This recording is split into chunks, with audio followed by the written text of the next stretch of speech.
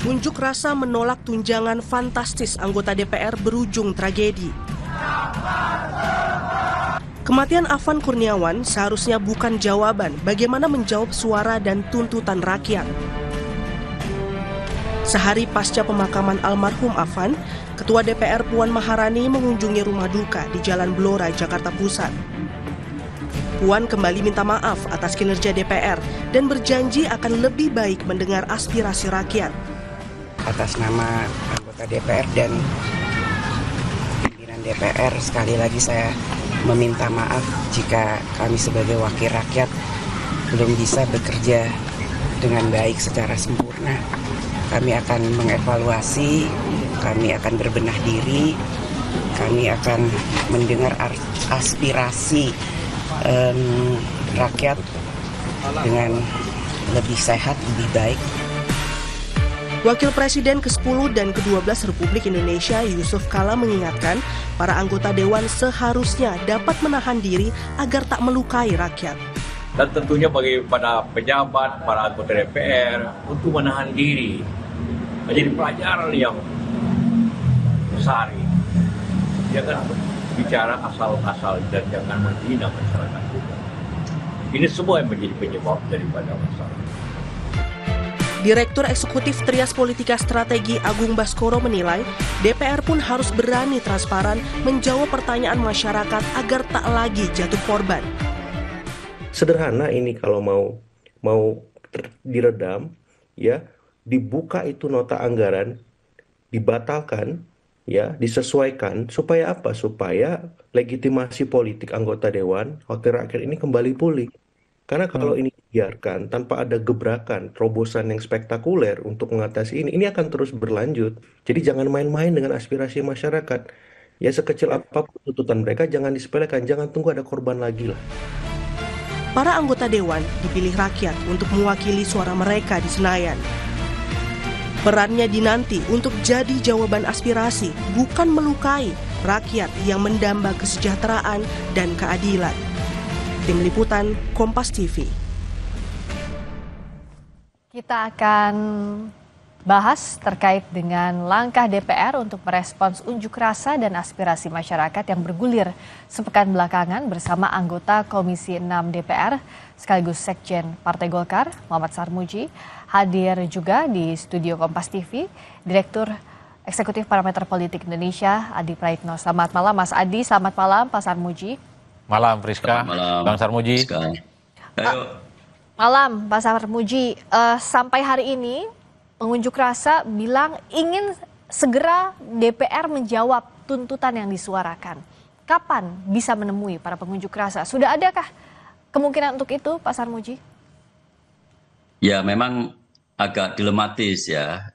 Pertama, unjuk rasa kali ini itu mohon maaf, perwakilannya itu sulit kita temukan. Jadi leadernya itu sulit untuk kita identifikasi.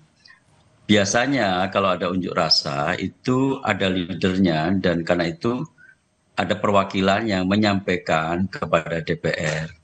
Kedua, memang situasi ini bukan hasil dari pemetaan atau analisis anggota DPR, tetapi dari institusi-institusi yang otoritatif itu memang meminta rekomendasinya beginilah. Kira-kira akhirnya muncul rekomendasi supaya WFH saja, kalau bisa WFH saja. Tapi memang itu terkonfirmasi fakta di lapangan ketika aparat kepolisian pun tidak mampu mengendalikan unjuk rasa kali ini. Itu yang menjadi poin sebenarnya kenapa kok hingga saat ini belum bisa ditemui. Tetapi andaikan situasinya memungkinkan, kemungkinan bisa ditemui oleh pimpinan DPR. Kalau pimpinan DPR tadi sudah takziah, sudah melayat ke rumah korban, ada almarhum Afan. itu kan tadi sudah menyampaikan bahwa membuka diri untuk evaluasi, membuka diri untuk berbenah diri. Tadi Pak Sarmuji juga bilang kalau suasananya membaik akan menemui pengunjuk rasa. Tapi sebaliknya pengunjuk rasa juga dalam beberapa hari ini ingin menemui DPR. Nah, dengan kondisi ini, dengan perkembangan eskalasi, apakah mungkin misalnya di Senin atau Selasa atau segera ada dialog itu terjadi? Saya pikir memungkinkan ya. Nanti dilihat skenario pengamanannya seperti apa. Tetapi komitmen kita sudah jelas, sudah mulai lebih terbuka. Kemarin pun kami sudah menyampaikan untuk fraksi Partai Golkar di salah satu stasiun TV juga kemarin pagi. Untuk fraksi Partai Golkar siap untuk dievaluasi dan direvisi tentang fasilitas-fasilitasnya. Kalau dinilai berlebihan, ya direvisi saja, bahkan kalau perlu dicabut saja. Kalau memang dinilai berlebihan. Itu salah satu, dan itu beberapa fraksi saya lihat, saya baca beritanya, sudah mulai mengikuti. Kalau ini menjadi kesepahaman kita semua, mungkin transparansi itu akan memungkinkan terjadi. Ya, artinya kalau fraksi Golkar, salah satu poin yang dituju adalah soal tunjangan siap untuk direvisi, siap untuk ditinjau ulang, begitu ya Pak Sarmuji ya? Iya, dan andekan pun misalkan, dari hasil evaluasi, hasil review itu, ada yang harus kembalikan, fraksi Partai Golkar saya pikir tidak keberatan. Baik, kita akan lihat juga bagaimana situasi terkini saat ini unjuk rasa di depan Makobrimob di Kuitang, Jakarta Pusat. Kita lihat sama-sama perkembangannya. Unjuk rasa sudah berlangsung lewat dari pukul 18, saat ini bahkan sudah memasuki pukul 18 lewat 58 menit waktu Indonesia Barat. Lampu jalan dimatikan saat ini untuk menghindari hal-hal yang tidak diinginkan. Dan juga kita sama-sama berharap bahwa akhir dari unjuk rasa di hari ini bisa lebih baik dari hari-hari sebelumnya. Ya, saya ke Mas Adi. Mas Adi, dengan situasi seperti ini apa yang harus dilakukan? Apakah memang dialog itulah yang ditunggu, salah satu jalannya untuk mencairkan situasi? Ya, bagi saya tidak ada opsi lain selain memang mendengarkan aspirasi yang disampaikan oleh para demonstran. Jadi satu persatu setiap tuntutan yang diminta yang disampaikan, misalnya soal bagaimana revisi terkait dengan undang-undang perampasan aset, itu kan juga harus jawab. Kan itu kan salah satu tuntutan yang mereka sampaikan. Ya, RUU perampasan aset yang tidak pernah dibahas sampai sekarang. Yang tidak pernah dibahas, itu kan juga menjadi pertanyaan yang cukup serius kan sejak lama. Yang kedua tentu terkait dengan tunjangan-tunjangan yang dinilai cukup melukai perasaan rakyat secara umum. Karena di tengah masyarakat yang sulit mencari pekerjaan, PHK terjadi kanan dan kiri. Tapi kemudian muncul informasi tunjangan yang ada di politisi Senayan itu kan berlipat ganda dan naik secara signifikan. Inilah yang saya kira memang satu-satunya cara bagaimana berdamai dengan kelompok-kelompok aktivis dan kelompok-kelompok para demonstran supaya keinginan-keinginan mereka itu memang terakomodasi. Tentu tidak mudah bagi kawan-kawan anggota dewan karena mereka ini dalam banyak hal pastinya punya pertimbangan-pertimbangan politik yang pastinya perlu koordinasi dengan fraksi-fraksi yang lain. Tapi kalau kita melihat expose dan resultante bagaimana protes publik ini kan hampir tiap hari terus luar biasa jumlahnya dan tuntutannya itu saja, ya bagi saya memang tak ada pilihan lagi, harus berkompromi dengan mereka. Nah, yang ketiga, Friska, bagi saya secara prinsip ini kan menjadi guidance, semacam petunjuk bahwa kawan-kawan DPR besok-besok harus menjaga perkataan dan perilaku politiknya. Jangan sampai melukai perasaan rakyat, jangan terkesan kalau ada protes itu misalnya diolok-olok dengan kata-kata yang kasar, direndahkan dan seterusnya dan seterusnya.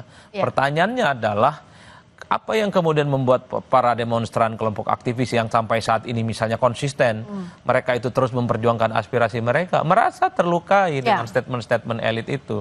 Bukankah elit dan pejabat publik itu mestinya kupingnya itu tebal? Jadi sekalipun ada protes, resistensi dan kritik apapun, ya mestinya harus sabar menghadapi itu. Dan diterima ya, bukan justru resisten terhadap kritik yang disampaikan publik. Betul, itu yang saya kira ada paradoks yang kita hadapi, rakyatnya susah, DPR-nya joget-joget. Nah, jangan sampai jangan sampai gitu lagi. Ini harusnya dievaluasi. Oke, kita apakah ini mungkin dilakukan evaluasi menyeluruh ya, tidak hanya soal tunjangan tadi, soal RUU perampasan aset yang dianggap mandek, Pak Sarmuji, mungkinkah ini jadi jalan untuk membahas itu semua sesaat lagi di Sapa Indonesia Malam?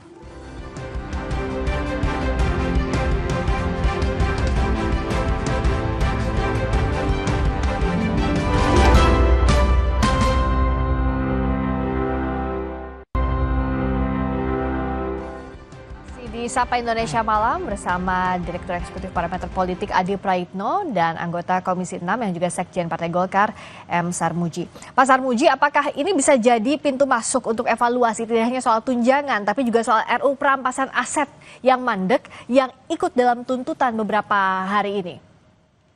Ya, saya pikir ini secara menyeluruh ini momentum untuk melakukan refleksi ya. Merefleksikan apa yang sebenarnya menjadi keinginan rakyat di DPR.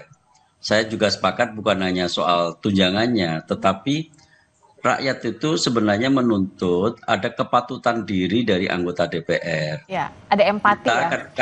Kadang-kadang ada hal yang tidak patut memang dilakukan atau diucapkan atau ditampilkan dalam kehidupan sehari-hari. Ini kan antara wakil rakyat dan rakyat yang diwakili menjadi kelihatannya terlalu jauh jaraknya.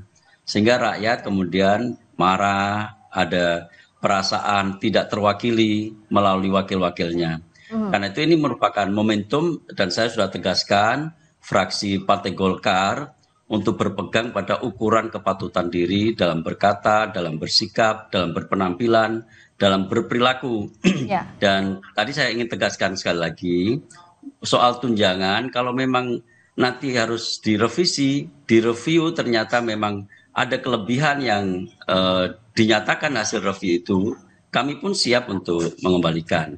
Yang kedua, tentang soal kinerja, saya pikir kinerja secara umum itu harus diperbaiki, ya nanti akan kita cari cara bagaimana kinerjanya itu diperbaiki. Apa yang urgen harus kita tetapkan. Ya, harus dikerjakan. Yang salah satunya juga tadi tuntutannya RUU perampasan aset, kalau tunjangan sudah dijawab, termasuk kepatutan diri. Mas Adi, dalam waktu singkat ini apa yang harus dilakukan dalam waktu cepat segera agar eskalasinya semakin kondusif? Ya harus ada garansi, semacam jaminan bahwa apa yang dituntut dan disampaikan oleh kawan-kawan aktivis, kemudian kawan-kawan demonstran itu diimplementasikan, bukan hanya didengarkan dan bukan hanya ditampung. Karena selama ini kan kita sering mendengarkan bagaimana pejabat-pejabat publik, elit-elit termasuk anggota dewan, kalau ada demo, ada protes, nanti kita tampung, nanti kita akan suarakan. Saat ini publik itu ingin tahu kapan ini digaransi bahwa ini menjadi sebuah kebijakan, bukan hanya sebatas omongan-omongan yang tidak bisa diukur dan tidak bisa diwujudkan. Karena ini adalah anti klimak bagi saya ketika begitu banyak aspirasi dari rakyat selama ini, begitu banyak kebijakan-kebijakan yang dinilai tidak pro rakyat, katanya mau disampaikan, katanya mau diserap aspirasinya. Tapi kalau tidak berupa kebijakan saya kira jangan salahkan kalau di kemudian hari akan begitu banyak protes-protes yang serupa. Jadi bagi saya kuncinya sederhana, wujudkan aja keinginan kawan-kawan para aktivis dan kelompok demonstran. Wujudkan, jangan cuma normatif aja, diterima, dirangkul saja. Memang di situ sederhananya. Kalau ini ingin kita jawab singkat, tapi sekali lagi seringkali kan kawan-kawan DPR ini kan punya argumen masing-masing, yang saya kira memang dalam banyak hal argumen mereka dalam banyak hal selalu bertabrakan dan berbeda dengan kelompok masyarakat secara umum. Tapi yang jelas bagi saya demo itu adalah efek karena kondisi saat ini bagi mereka sedang tidak oke-oke saja. Nah, harus segera ditangani agar situasi kembali baik. Terima kasih Mas Adi, terima kasih juga Pak Sarmuji. Realnya langkah nyatanya ditunggu oleh masyarakat. Berikutnya saudara, kita akan pantau aparat keamanan mulai membubarkan massa yang berkumpul di rumah anggota DPR RI Ahmad Sahroni. Sebelumnya massa sempat masuk dan merusak rumah. Situasi di sekitar rumah anggota DPR Ahmad Sahroni, ini gambar terkininya, mulai mereda pasca penerobosan ke dalam rumah pada Sabtu sore tadi. Aparat keamanan bernegosiasi dengan warga agar mulai meninggalkan rumah Sahroni. Sebelumnya, rumah milik anggota DPR RI Ahmad Sahroni di Tanjung Priok, Jakarta Utara didatangi massa. Massa yang awalnya berkumpul di depan rumah, kemudian memaksa masuk, kemudian merusak mobil dan sejumlah barang yang berada di rumah Sahroni. Saat insiden terjadi, Ahmad Sahroni dan keluarga sudah tidak berada di dalam rumah.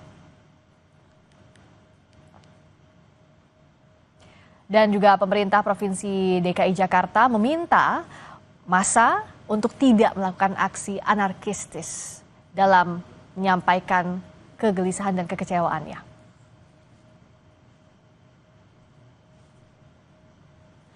Dan saat ini kita lihat massa coba dibubarkan yang diingatkan menyampaikan kekecewaan boleh, tapi tidak boleh ada aksi anarkistis dalam menyampaikan aspirasi. Dan polisi juga masih melakukan pengamanan di rumah anggota DPR Ahmad Sahroni.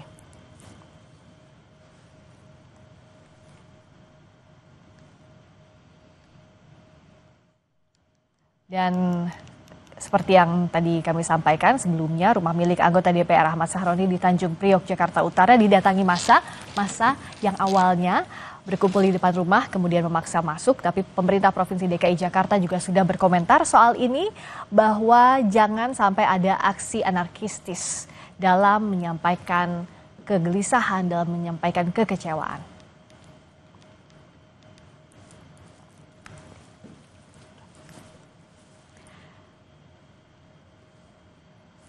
Informasi tadi sekaligus menjadi penutup jumpa kita di Sapa Indonesia Malam. Kami ingatkan Anda agar jangan lupa cukupi kebutuhan air mineral Anda setiap hari dan rasakan kesejukannya. Saya Friska Clarissa, terima kasih. Selamat malam, sampai jumpa.